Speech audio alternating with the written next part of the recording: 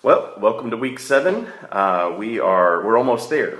We're just got these last couple weeks left. I hope things are going well with your 2 papers. If you need anything, once again, please email me at spcarter@samford.edu.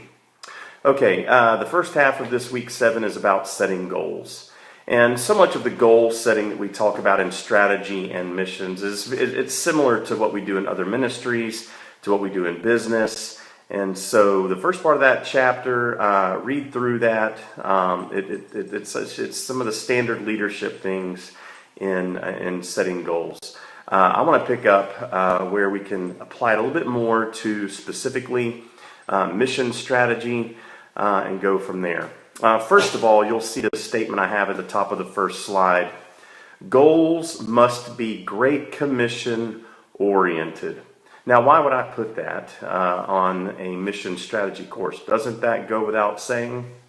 Well, one would hope so, one would think so. And you know this, if you've served any time on the mission field, whether it's been a little bit longer term, midterm, or even the short term, regardless of the context you're in, there are so many good things that we can do in our context. There are needs all over the world. Both social needs, community needs, as well as the gospel needs, the Great Commission needs.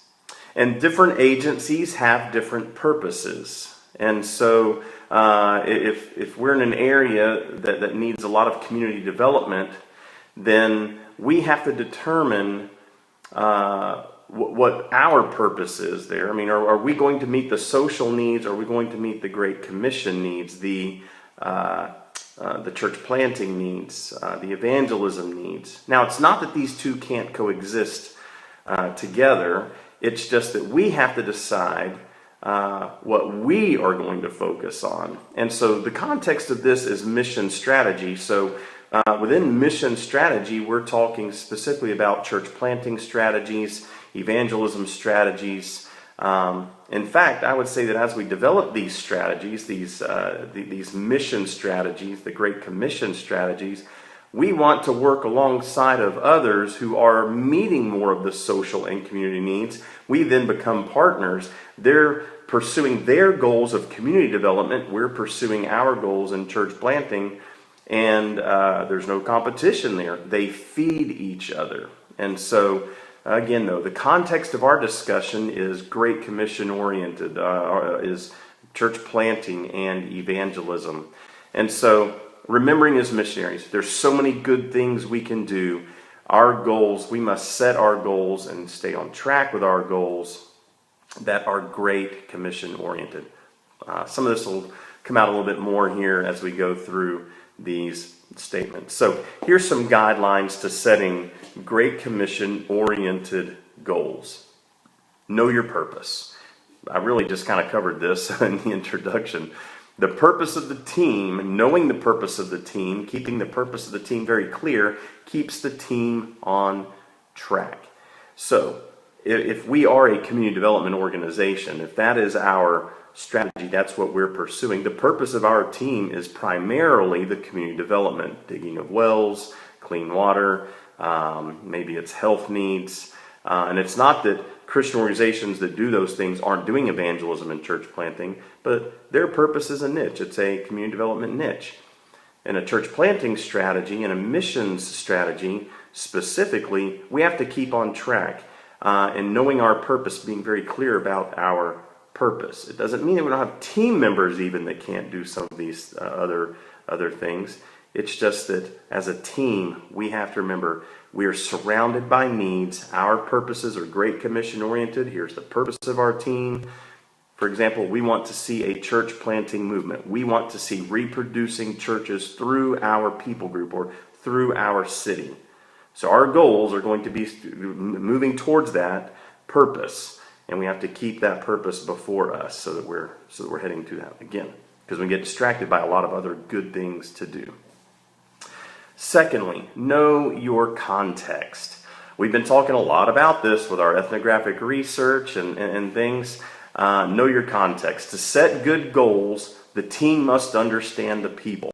So why do we do all of this research that we've been talking about recently? Why do we formulate people group profiles? Well, it's so that in understanding our people, we can set better goals and not be chasing rabbits or doing too much. We can do too many things to get where we want to go. We want to keep it meaningful, concise, pointed, and that comes out of knowing our context. Know your team.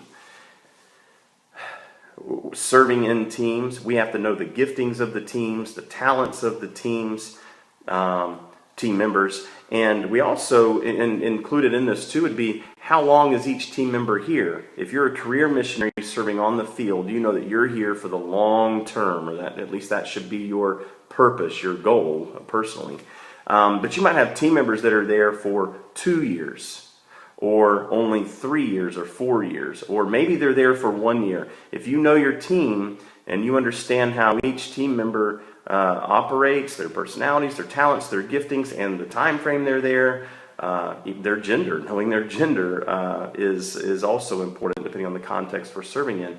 By knowing our team, we can set appropriate goals for the team and for each individual contributing to the team. Visualize the big picture. Good leaders are always going to have in mind the big picture. What is our end vision? Where are we headed? And then, in visualizing the big picture, we know where we are now, where we want to go, and each of the small steps toward that end vision. There's a table in the book, a chart in the book that actually talks about that. A staircase. Okay, we standing at the bottom of a staircase. We know that the big picture, the big goal, is to get to the top, and we can maybe, I don't know, take 3 steps at a time or try to jump up there, but we're not going to reach it. And so each step is that small step towards the end vision, towards where we're going.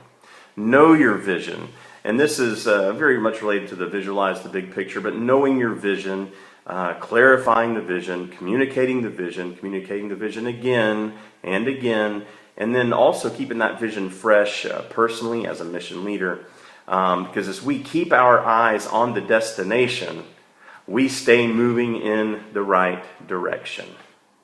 And so if you are a runner or if you do any trekking or hiking, I mean, this is important. We have to keep our eyes on the destination, and at the same time, keeping our eyes kind of right in front of us. We want to keep our eyes on the destination, what's up ahead, so that we don't go off the path and end up where we shouldn't end up. But we also have to keep an eye on those small steps so that we don't get hurt. We don't step on a snake or in a hole or something. So same is true in missionary strategy. We keep our eyes on the destination in order to stay moving in the right direction. At the same time, in that big picture, we are taking the small steps towards that. Now, praying.